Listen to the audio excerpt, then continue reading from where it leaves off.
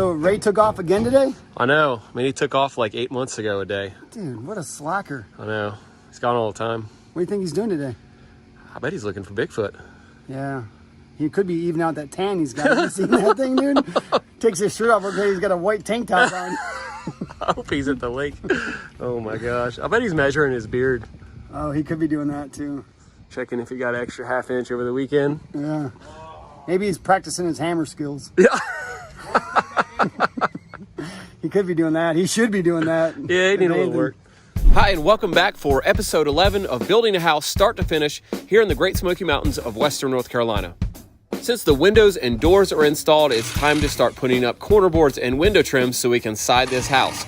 We're going to be using this rough sawn wood as our window and door trim. This is a 12-inch wide board, well, really 11 1/4. We will be ripping it down to 3.5 inches for most of the trim, but also different widths for other trim. We get going by setting up our trusty job site table saw. This thing's kind of like a transformer, and then we start ripping boards down to width. To give these ripped boards a more finished look, we're knocking the sharp edge caused by the table saw off with a hand plane. And Jamie says this is one of his favorite and most satisfying things to do in the world.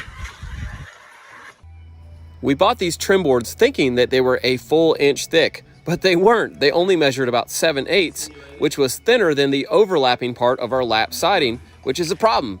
So to fix this, we decided to do an 1.25 inch banding around the outside of all of our trims on the house. That would stick out more than the thickest part of our siding. Problem solved.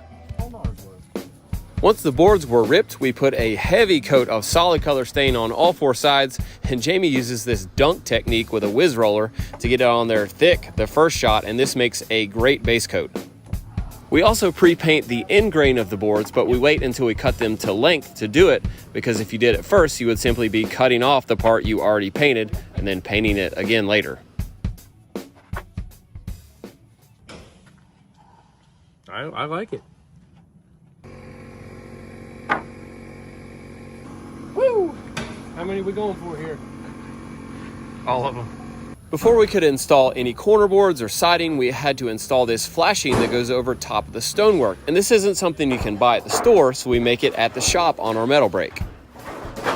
This flashing will serve 2 purposes. One is to keep water from going behind the stonework, which it could without hurting anything due to the rain screening we installed. And secondly, it will sort of black out the little gap between the bottom edge of the siding and the irregular edge of the top of the stonework.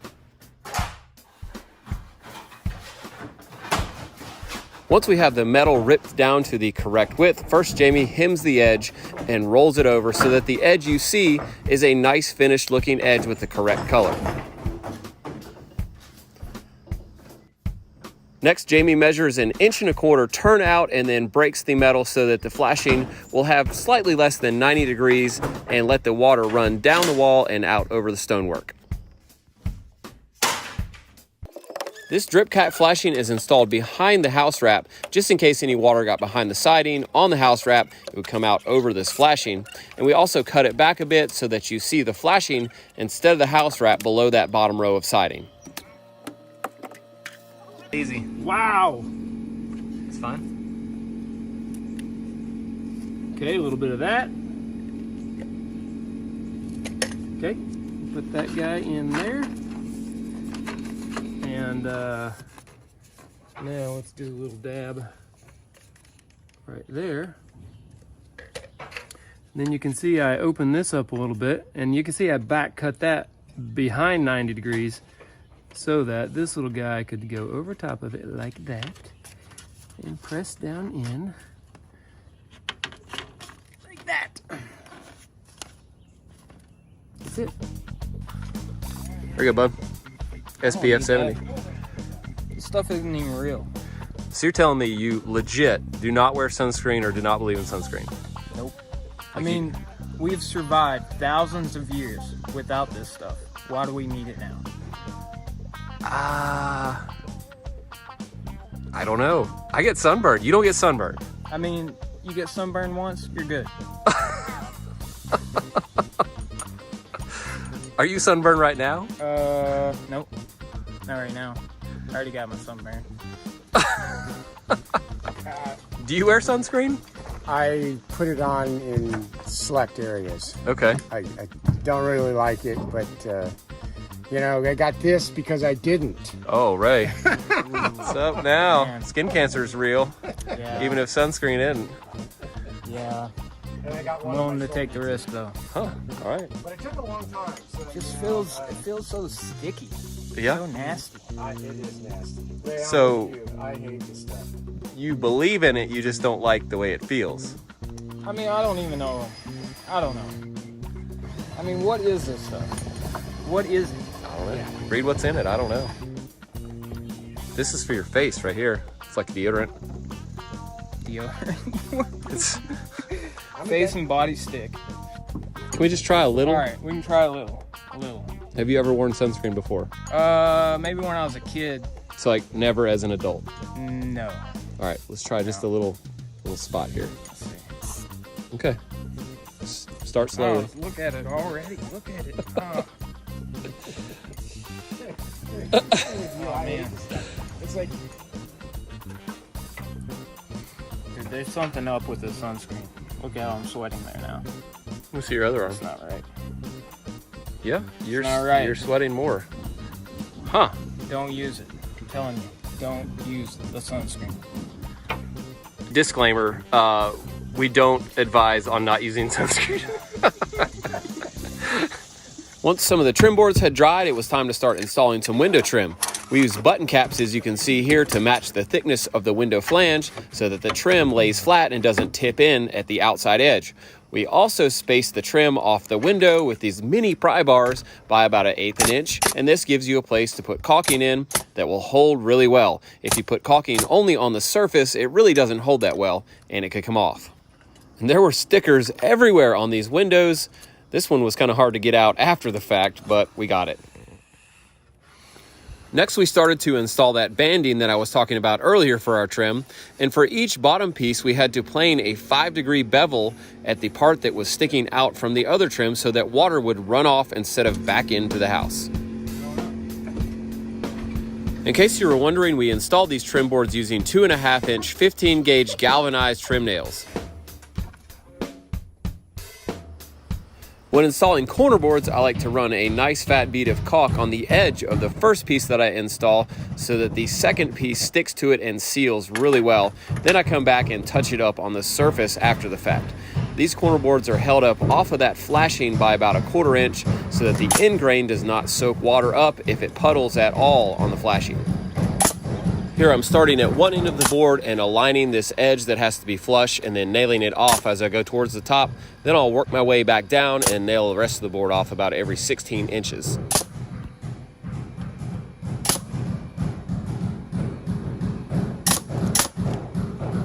To give the corner boards a proportional look, no matter which way you look at them, we use a 3.5-inch board one way and a 4.5-inch board the other, so that in both directions it looks like 4.5 inches. Another project on the list this week was to fur out these LVL girders to match the width of the 8x8 pressure treated posts that we had them sitting on, and this is strictly for aesthetics, and it does look better.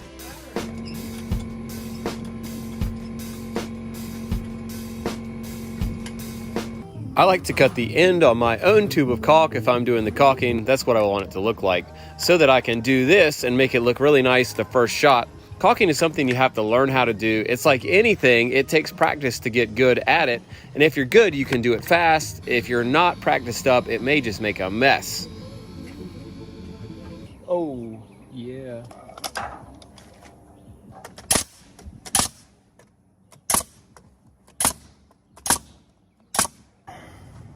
Look at that beard.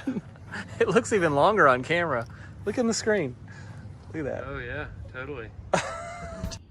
Okay, I want to show you guys something. This is not wood. This is like a hardy panel, which is a fiber cement.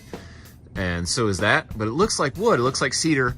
That's because I used a deck stain on this stuff after it was already painted to make it look like wood. And since this is my own house, I just thought I can do whatever I want. I gave it a shot, but it looked pretty good.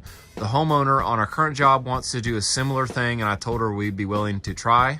All right, so what I'm gonna do is take a sample of the siding from the house we're doing right now. I'm gonna take it down to the Sherwin-Williams paint store, and they're gonna let me try some samples of their semi-transparent stain on that piece of siding to see which one is gonna look good and maybe look like that, hopefully, in the end. So we're gonna head down there and see if we can get one that looks good.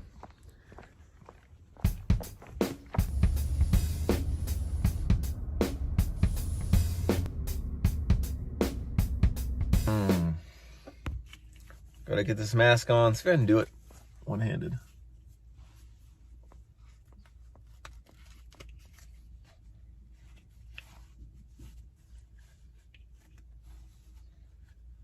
Bingo. All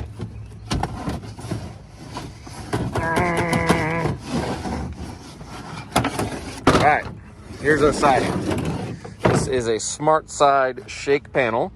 It's got like a primer coat on it, and so it's kind of a very light tan right now. So I'm hoping with a darker stain, we can brush it on there like an artist. So these are pretty cool, and they're not as expensive as real cedar, and they will actually kind of last just as good. So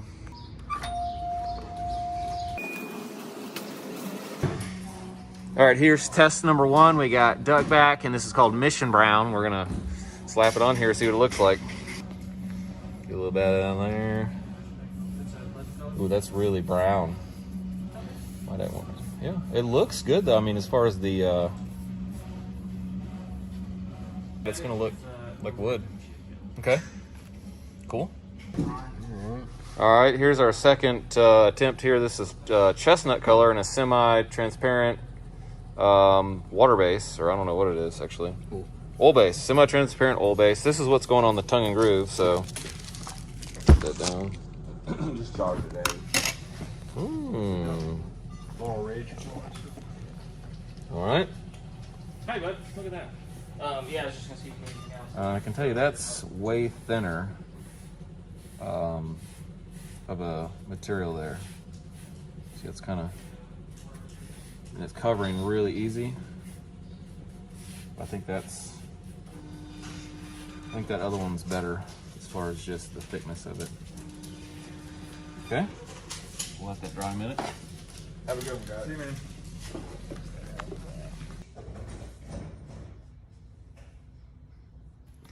All right, and this is the same as our soffits and fascia. I can use that brush. I don't think it'll matter.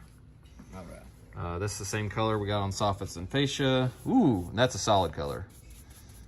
That's you can see why it's called solid color. It looks like paint. Solid color. So that's a no-go, but we just thought we'd give it a shot. All right, now we're gonna try a duckback cedar satin. Ooh, that's crazy right there. Oh, wow. Oh, that's pretty yellow. Exactly. I don't think that's not gonna be the winner. Okay, worth a shot. It looks like pine or something. Yeah, really. Sherwin-Williams only hires the finest. No, seriously, thanks for your time. You're welcome. So I brought that piece of siding back to the job site so I could look at it in natural light, and the winner is Mission Brown. The first one we tried is the winner. Looks pretty good.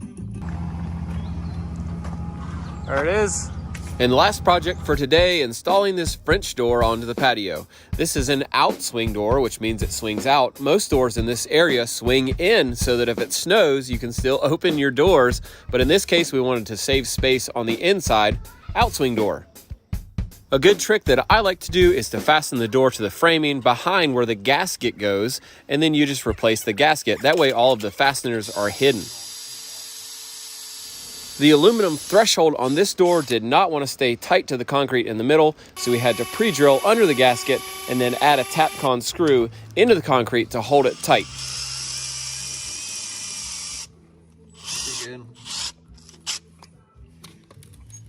Good catch. Last, we removed the factory brick mold, and we will replace that with trim that matches the rest of the house later. That's that. And that's it for episode 11. If you've enjoyed this video, please consider subscribing to our channel so you'll get our future videos. And remember to check back for the rest of this series, building this house start to finish. So I heard Ray wants to take off again on Friday. You gotta have a talk with that kid. 2 days off in a week? That's ridiculous. That's unacceptable. Weren't you off 3 days last week? Hey, we're not talking about me, bub. We're talking about Ray here. Different story. Mom.